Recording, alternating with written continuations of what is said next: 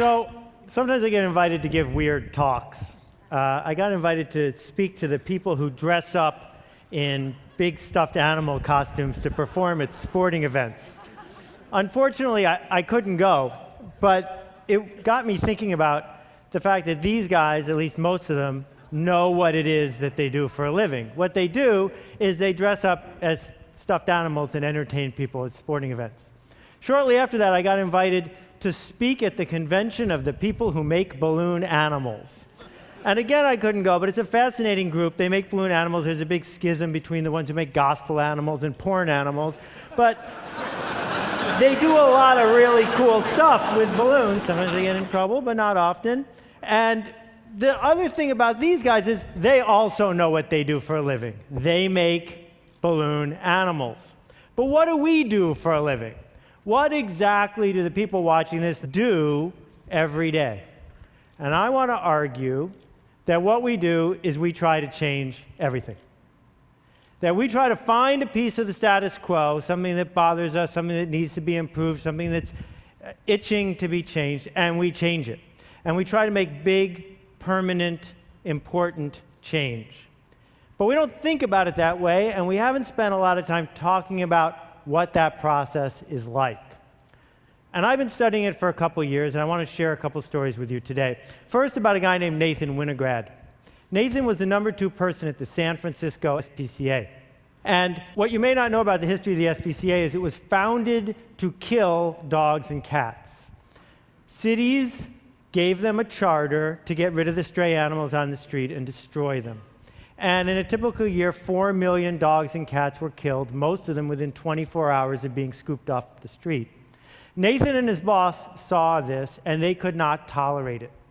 So they set out to make San Francisco a no-kill city.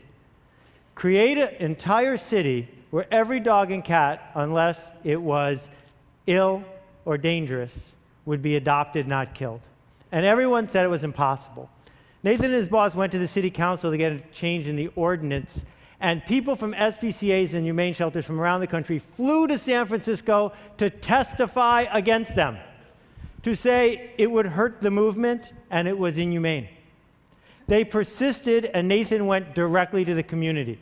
He connected with people who cared about this, non-professionals, people with passion. And within just a couple years, San Francisco became the first no-kill city, running no deficit, completely supported by the community. Nathan left and went to Tompkins County, New York, a place as different from San Francisco as you can be and still be in the United States. And he did it again. He went from being a glorified dog catcher to completely transforming the community. And then he went to North Carolina and did it again. And he went to Reno and he did it again. And when I think about what Nathan did, and when I think about people here do, I think about ideas. And I think about the idea that creating an idea, spreading an idea, has a lot behind it. And I don't know if you've ever been to a Jewish wedding, but what they do is they take a light bulb and they smash it. Now, there's a bunch of reasons for that and stories about it, but one reason is because it indicates a change from before to after. It's a moment in time.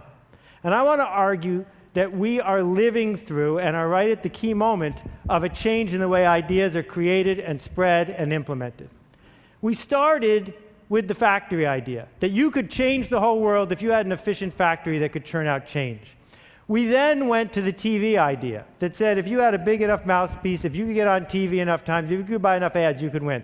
And now we're in this new model of leadership, where the way we make change is not by using money or power to lever a system, but by leading. So let me talk about the 3 cycles. The first one is the factory cycle. Henry Ford comes up with a really cool idea. It enables him to hire men who used to get paid 50 cents a day and pay him $5 a day because he's got an efficient enough factory. Well, with that sort of advantage, you can churn out a lot of cars. You can make a lot of change. You can get roads built. You can change the fabric of an entire country. That the essence of what you're doing is you need ever cheaper labor and ever faster machines. And the problem we've run into is we're running out of both, ever cheaper labor and ever faster machines. So we shift gears for a minute and say, I know, television, advertising, push, take a good idea and push it on the world. I have a better mousetrap, and if I can just get enough money to tell enough people, I'll sell enough.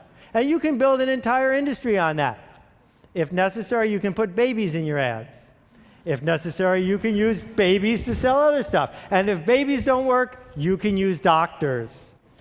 But be careful, because you don't want to get an unfortunate juxtaposition when you're talking about one thing instead of the other. This model requires you to act like the king, like the person in the front of the room throwing things to the peons in the back. That you are in charge and you're going to tell people what to do next. That, the quick little diagram of it is you're up here and you are pushing it out to the world. This method, mass marketing, requires average ideas, because you're going to the masses, and plenty of ads. What we've done as spammers is tried to hypnotize everyone into buying our idea, hypnotize everyone into donating to our cause, hypnotize everyone into voting for our candidate. And unfortunately, it doesn't work so well anymore either. But there's good news around the corner, really good news. I call it the idea of tribes. What tribes are is a very simple concept that goes back 50,000 years. It's about leading and connecting people and ideas. And it's something that people have wanted forever. Lots of people are used to having a spiritual tribe or a church tribe, having a work tribe, having a community tribe. But now, thanks to the internet, thanks to the explosion of mass media, thanks to a lot of other things that are bubbling through our society around the world, tribes are everywhere. The internet was supposed to homogenize everyone by connecting us all. Instead, what it's allowed is silos of interest. So you got the red hat ladies over here, you got the red hat triathletes over there. You got the organized armies over here, you got the disorganized rebels over here. You got people in white hats making food and people in white hats sailing boats. The point is that you can find Ukrainian folk dancers and connect with them because you want to be connected. That people on the fringes can find each other, connect, and go somewhere. Every town that has a volunteer fire department understands this way of thinking.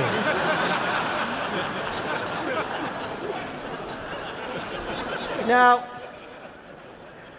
it turns out this is a legitimate non-photoshopped photo. People I know who are firemen told me that this is not uncommon, and that what firemen do to train sometimes is they take a house that's going to be torn down and they burn it down instead and practice putting it out, but they always stop and take a picture.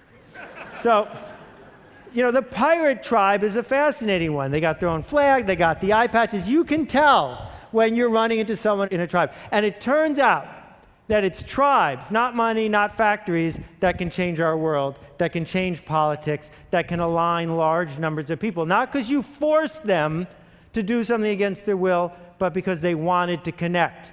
That what we do for a living now, all of us, I think, is find something worth changing and then assemble tribes that spread the idea, and it becomes something far bigger than ourselves. It becomes a movement.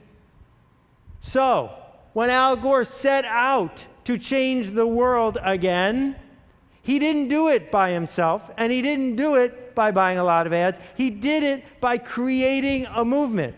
Thousands of people around the country who could give his presentation for him, because he can't be in 100 or 200 or 500 cities in each night. You don't need everyone.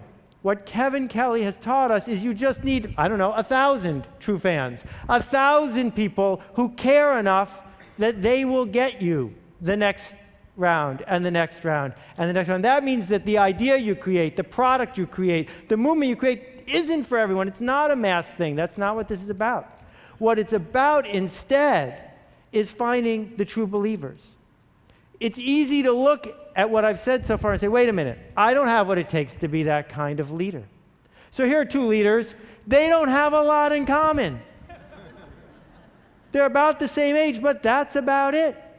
What they did, though, is each in their own way created a different way of navigating your way through technology.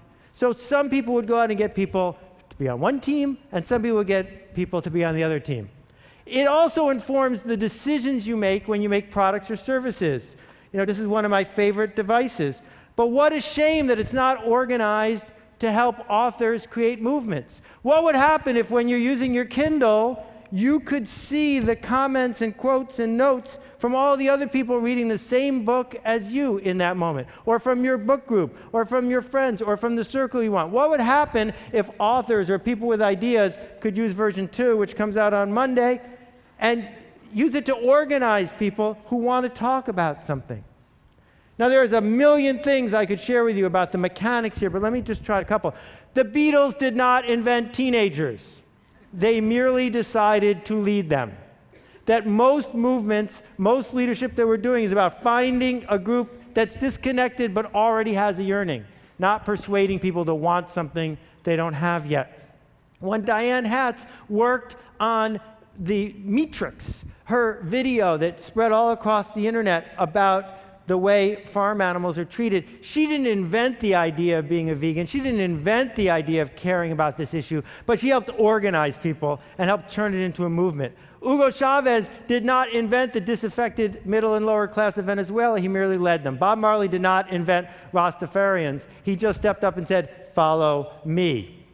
Derek Sivers invented CD Baby, which allowed independent musicians to have a place to sell their music without selling out to the man, to have a place to take the mission they already wanted to go to and connect with each other. What all these people have in common is that they are heretics. That heretics look at the status quo and say, this will not stand. I can't abide this status quo. I am willing to stand up and be counted and move things forward. I see what the status quo is. I don't like it.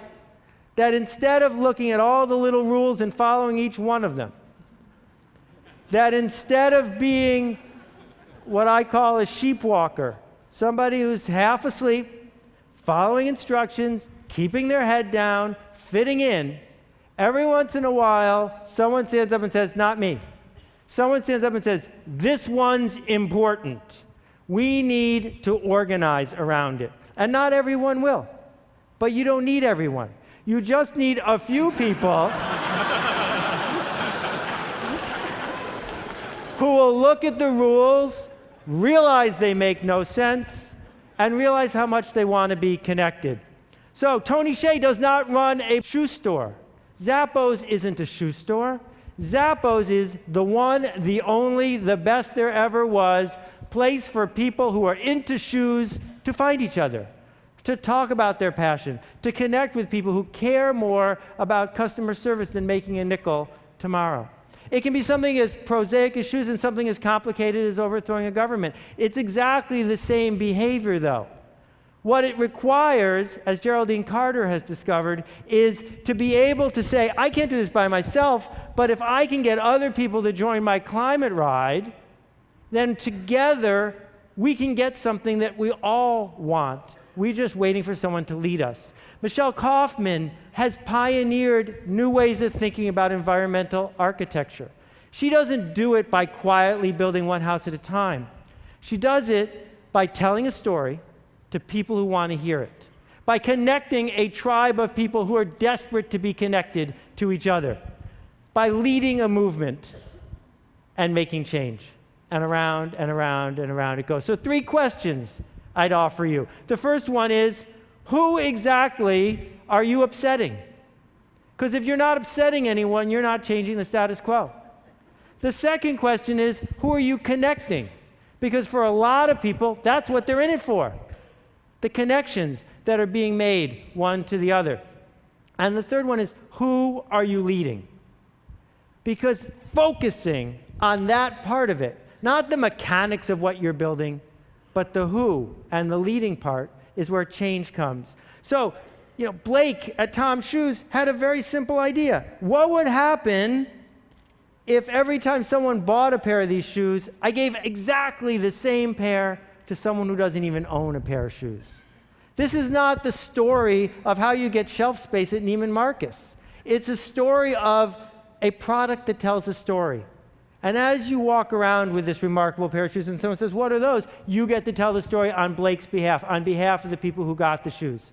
And suddenly it's not one pair of shoes or 100 pairs of shoes, it's tens of thousands of pairs of shoes. My friend Red Maxwell has spent the last 10 years fighting against juvenile diabetes. Not fighting the organization that's fighting it, fighting with them, leading them, connecting them, challenging the status quo because it's important to him.